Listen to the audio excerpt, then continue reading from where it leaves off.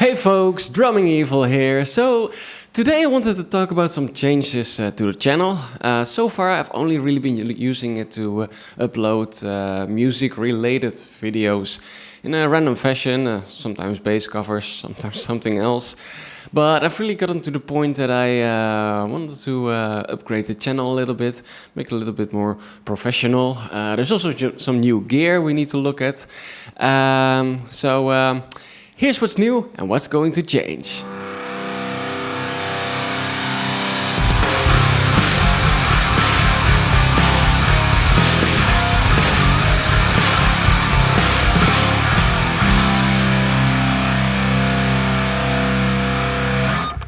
So, as you guys might have noticed, I have already introduced a theme and an outro with fancy stuff in my latest videos. There's also been some videos about gear and even a review video, of which I still need to finish part 2. Now, some of you might be wondering if I'll still be doing bass covers, and well, of course, those are the mainstay of my channel, and I want to keep my focus on those bass covers. So I will still make videos about gear and that kind of stuff, and maybe some review things, but I want to keep those to a minimum compared to the actual music stuff, so the bass covers and some music videos. There will be some changes to the upload schedule, or rather, there will be an actual schedule to my uploading, and it will be as follows. Let me see here. I'm having a little script here. Every other Thursday, there will be a new bass cover or music video. So that's a new video every 2 weeks. It might occasionally be that I upload a video every week if I have a lot of inspiration and stuff. But I do want to have a little bit of time to actually make a good video each time again. So that's why there's the bi-weekly schedule for those videos. Let's see. As for the gear-related videos and the review videos and the other stuff, I want to post a new video on Sunday every 4 weeks. So every month there will be at least one new video on gear stuff. Again, I want to give myself time to make good videos for these, and usually those kind of videos take a lot more time to make than bass cover videos. So that's why I've given myself a month for each video. Yes, these will be reviews, teardowns, both regarding hardware as software, such as DAWs and VST plugins and all that fancy stuff.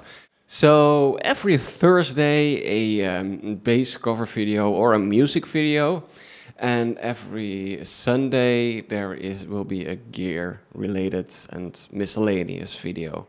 Well, I think it's time to look at some of my new equipment I have standing behind me now.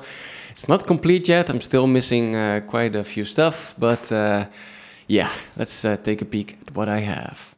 So the first thing you guys might have noticed is that I'm using a dynamic mic now to record my voice instead of a camera mic. And let me show it quickly. It's a DAP PDM 25, not really something special, but it does a decent job and sounds okay. I am looking to buy a Shure SM57 and a Shure SM58, so I can get a little better quality, and I can also record things like acoustic guitar, djembe. It's used as a table there right now, I can record all sorts of things. But yeah, $200 is still a bit much for my budget, and I already spent quite a few bucks on this mixer and this Behringer tube preamp and some cables, using a nice Nutric microphone cables now, and I need some more patch cables for this because I'm using the unbalanced in and outputs now of the tube preamp, and that's a bit of a waste of quality. So, like I said, the PDM25 runs into this Behringer tube ultra gain, it's a tube preamp. It's pretty damn cheap for the quality it gives. Cost me around 30 bucks, a little more. And it's really good to warm up an audio signal and get just a extra little bit of gain. It also allows me to have 48 volts phantom power because my mixer doesn't actually have 48 volts phantom power, because I think this mixer is from before that time, or maybe it was too cheap. I don't know. But yeah, I have this Behringer preamp for that now, so I can also connect condenser mics. It also has a very handy phase reversal button, which is going to be very, very handy for situations where I have to where I have multiple mic setups, like a drum recording or whatever. So if there's any phase issues and I do need to reverse the phase for some reason, well, I can do so, which is very handy. And there's also a little limiter button, though. I am going to get a compressor, hopefully soon. So yeah, I can don't really use that limiter now anyways. Next up is the 6th 8-channel analog mixer. This is something I bought second hand. The owner sold it for 20 bucks. Because I didn't want to turn on, and it was very, very dirty. And yeah, he just wanted to get rid of it. He sold it as, well, for parts, really. And but yeah, I took it apart, fixed a very simple power supply issue. There weren't even issues with the channels or anything. It was just, yeah, some broken cables and a bit of a mess. Apparently somebody else already opened this thing up and didn't do a very good job at repairing it. And yeah, I cleaned it very thoroughly because it was very, very dirty. Like every pot and fader on this thing just crackled, and it was very sticky and grimy, and it was it was really gross, actually.